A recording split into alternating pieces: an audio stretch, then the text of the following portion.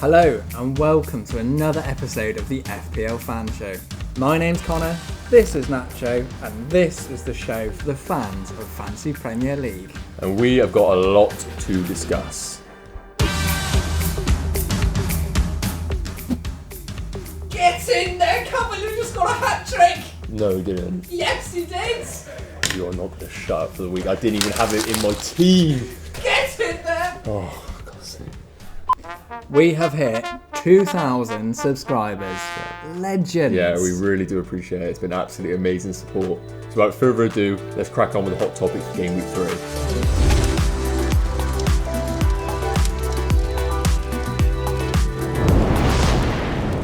Callum, we finally have a fan. We made it. We made it. We made it it, took so many videos and we got there. Beggars can't be choosers, but we'll take anybody we can get right now. Definitely. So we decided to celebrate and get new aprons. What do you think? I like it, mate. I love them. I think you know, Smart. we're kind of, you know, acting like we can cook when we know we can't, but Definitely. look the part right now.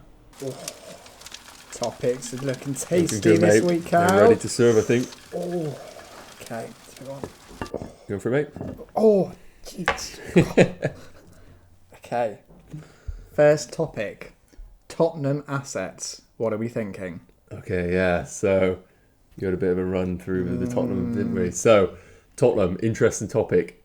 Obviously lost against your boys in game week 1. We thought that they were jumping off them, and now Son gets 4 goals. Unbelievable. So what do we think about this, mate? You obviously sold Son. Sold Son. Tricky one, soft topic. But I think with Son, 4 goals, it proves that such a small data sample shows that it's so difficult to judge a player straight from the bat. So let's not get this wrong. Son isn't going to score 4 goals every week, is he? But against Southampton side, that just didn't learn their lesson after 2 goals. Son's proven a killer in front of goal, isn't he, really?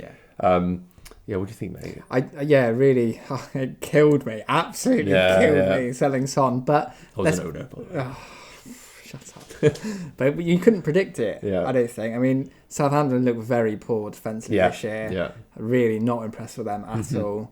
Tottenham wasn't expected. But that game suited Son to a T, didn't it? Big time. You know, high defensive line from Southampton. Son got to run into... I mean, he's the paciest player in that team right now. Yeah. So all he has to do is run behind, and he was in on goal Just couldn't every pick him up time. at all. They couldn't pick him up. I'm really interested to see how Tottenham are going to adapt going forward, whether they see a bit of, you know, joy doing that sort of play or not. But yeah, Kane as well. 4 assists and a goal, unbelievable. Do we think he's an asset?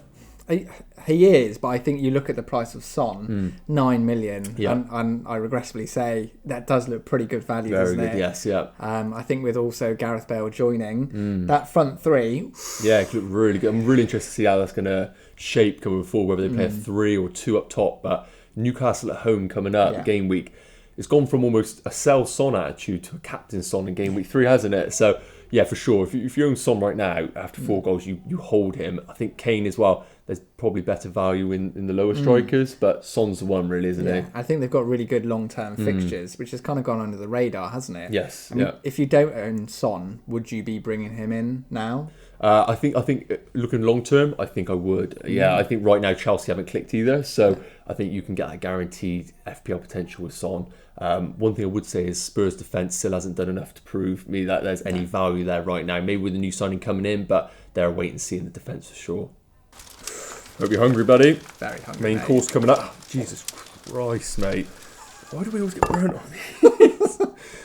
Right, second hot topic, and this is going to be a juicy one. Man United. Not going to say any more, just going to say Man United to you. What we got? It's not a very tasty topic at the moment, is it? No, mate. It's tricky. It's a sore subject right now, but I'm interested to get your thoughts on this. Yeah, very disappointed with Man United at the weekend. I brought in Fernandes, and I have to be honest, I'm a little bit worried.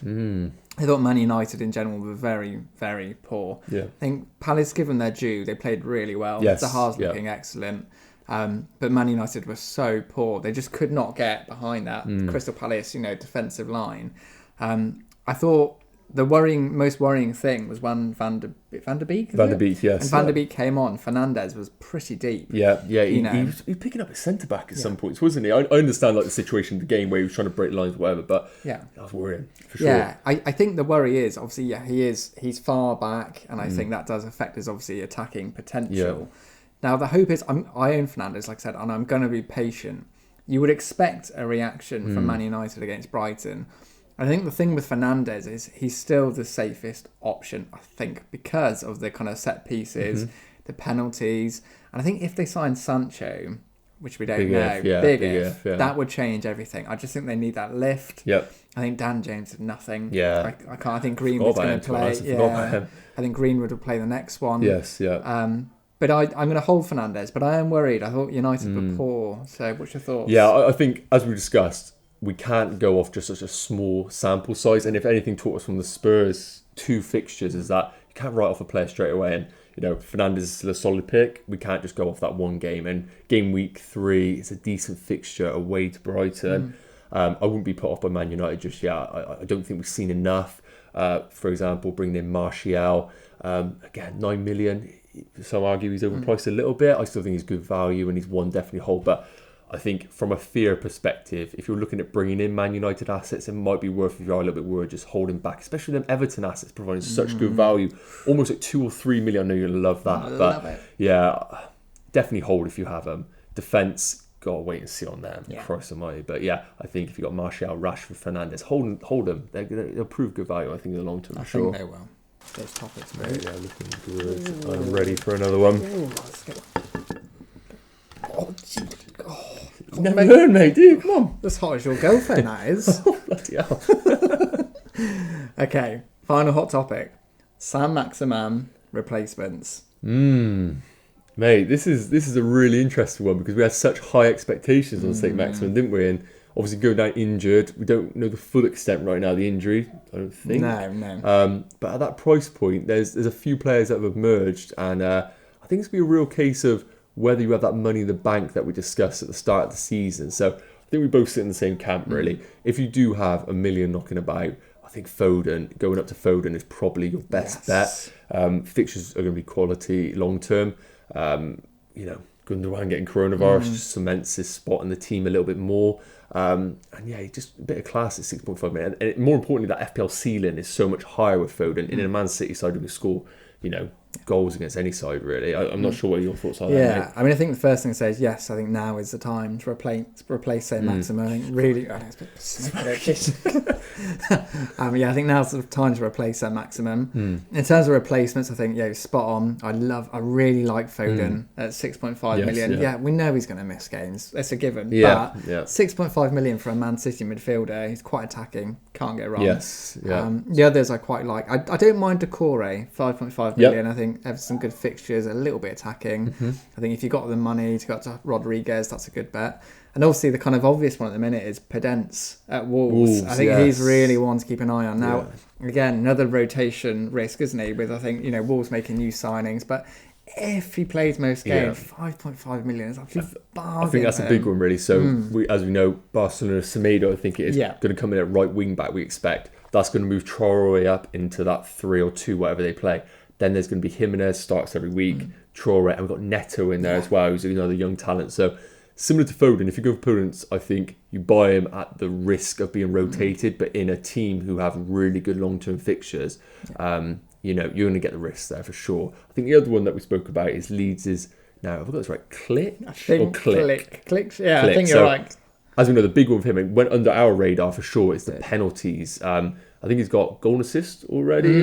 I think he's doing really well on the Leeds side, who are scoring goals. They've shown that they can score goals for sure, even if they can't keep clean sheets. We're not looking for that. And 5.5 million for a midfielder there, and a Leeds side who are showing they can score goals, I think it's good value. I think a good point on Leeds as well is that they always have a good first half of the season. It's kind of a Marco Bielsa thing. Right, so it's always quite a good little tip for you there, guys. So people hold you to that. I know. If it goes wrong, I'm not going to look good. But I think he's another good option. I think I'm still Foden, Podence the ones, but he's a good differential. Penalties is massive. Yeah, I agree. Yeah, I think if you've got the money, Foden's one, but Click's a good shout at 5.5. Bakar, start of the week. That's what I'm talking about. It's time. Bakar is back with stat of the week. Oh my god. What's that? It's here. Bakar's delivered, mate. Special delivery. You know about this? Had a word from the gods. I was going to say, this is exceptional service. Right, Bakar's here. Thank you, Bakar. No pressure reading this, mate. Okay, it's a good one. What do you expect? Right then, so we're only 2 games into the season and West Brom have already conceded 8 big chances this season, 5 of them to the opposition strikers. So their expected goals conceded over 7 in 2 games. Over 7 in 2 games is reminiscent of Norwich in their slump post restart. West Brom away seems like peak Werner captaincy territory. It certainly does. Yeah, it does, mate. It does. It's a good start, I think, that one. I think big time with Werner being sold so heavily, he could be a really good differential captain for people this game week for sure. Yeah, I own Werner. He's definitely not going anywhere. I think West Brom, given their due, I thought they did well against Everton. I thought they put up a really good fight. I think obviously losing Gibbs for the sending off, that kind of changed things. But over the 2 games, they have looked pretty poor defensively. And I think they certainly are a team to target. You know, a bit like Norwich last season. Yeah. So I think, Chelsea attackers look really good for this kind of game. Yeah, I like it. Werner captaincy looks like a really good option this week. Well, thank you very much, Bakar, for your stat of the week. And if you haven't already, be sure to follow on Twitter. It provides some great FPL content. Social media star. So we can reveal that this week's social media star is Andy at Let's Talk FPL. So I'm sure you guys are aware that Andy has surpassed 100k subscribers on YouTube. Massive milestone there, but fully deserved. Provides some excellent FPL content. So if you haven't already, be sure to subscribe to his channel. Really fantastic account. Really lovely chap as well. Yeah, really nice guy. Hey guys, so this is usually the time where we do question time, but we received so many from you guys that we decided to film a new episode for you. So let's crack on with the show. Now it's time to have a look at fan favourites. It's the part of the show where we have to pick 11 players that we think will do well in the next upcoming game week. So let's have a look who we've gone for. So in goal, we've gone for Martinez. Obviously, great penalty save. 4.5 million looks pretty good value. We knew him at Arsenal was a really good goalkeeper. Unlucky to not get more game time when Lennon came, but I thought we should have fought for the spot. But really good goalkeeper. Would definitely help that Aston Villa defence for sure. We've gone for, at the back, Taylor. He's got Southampton at home. Yes. Solid. Yeah. Assist last week game week and just a solid 4.5 million pick really. Reece James at the back, really like Reece James. I think West Brom away is great fixture, some attacking potential as well. Yeah, obviously that goal already just makes you think what an asset.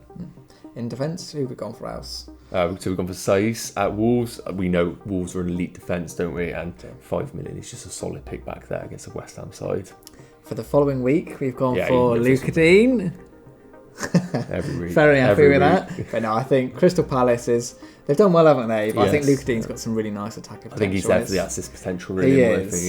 Yeah. Who have we gone for in midfield? Yeah, so we've gone for the main man at Man City, Kevin De Bruyne. I just think, itching to go, isn't he really? And I think he's having a good start to the season. Leicester at home, tough game, but I fancy Man City for sure. Yeah. And penalties as well, I think. Of course. Yeah, well, Guerrero injured for sure. Yeah. Next up, we've gone for the man in form, Son. Newcastle at home, just scored 4 goals. I mean, it just makes sense, doesn't it, really? Newcastle conceded 3, was it? Yeah, it just makes sense. Yeah, it makes total sense. So our next pick goes to Mohamed Salah. Obviously, hat-trick hero in the first game week. And I think he's got good potential against Arsenal, who looking better, but still not defensively sound at all. Yeah, I don't think they've been really tested yet, have they? No. I think Liverpool are going to give them a really good game. So Salah's always solid at Anfield, isn't he? I was going to say, home turf. Yeah, so next we've gone for Sahar against Everton. He always performs well at the start of the season, doesn't he? He's been the surprise pick, I think, under the radar during pre-season, but had some really good stats and he started the season really strong, and Everton haven't shown they are defensively sound, so I think that could be good potential for Zaha there for sure. Yeah. I think next we've gone for Jimenez, who's got West Ham away. I mean, great fixture. Also got really good long-term fixtures, but he's just solid. Mr. Reliable, penalties. Bonus points especially. That's the one, isn't it? Yeah. And who's our final pick? Last pick is going to Werner. So obviously a bit of a controversial one in the Twitter sphere right now. People don't know whether to trust him, but we spoke before, that West Brom defence, giving up a lot of big chances. I think Werner could really capitalise this game week for sure. So that's the fan favourites locked in. Now it's time to pick the right captain. Correct captain. It's time to pick who we think is the correct captain. Right. Yeah, so I obviously don't want to brag a little bit, but that is 1-0 to me. Obviously, Aubameyang outscoring Fernandes last game week. So I think it's only right that I repay the favour and let you go first this time, mate. Nice Try and claw back the deficit. Claw back. I'll be winning then. Yeah, don't you worry. Okay, so for this week, I'm going to go for Mo Salah as my correct captain. It was really tough this week, wasn't it? Yeah. Some nice options. I think he's I think he's the safe pick. He's got such a good record at Anfield.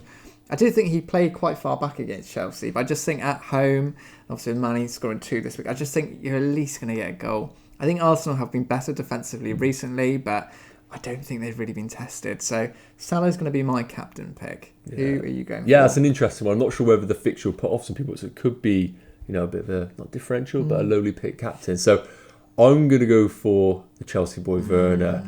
People have their doubts against him, but as we mentioned before, West Brom defence is struggling. And I think it's a Chelsea side that when they get the players back, they're going to be picking up. I think Lampard's going to want a reaction against this after that Liverpool result. So Werner is going to be mine, and I'm pretty confident on this one, mate. Yeah, I thought Werner looked really good against. He's Chelsea's best. He's making them runs. Liverpool. He just needs that service. I think that's going to come this game week for sure. Yeah. So good picks. Yeah. That draws an end to another episode of the FPL Fan Show. We really appreciate you guys tuning in, and be sure to like and subscribe to the channel and be part of the notification squad. Thanks for watching. See you next time.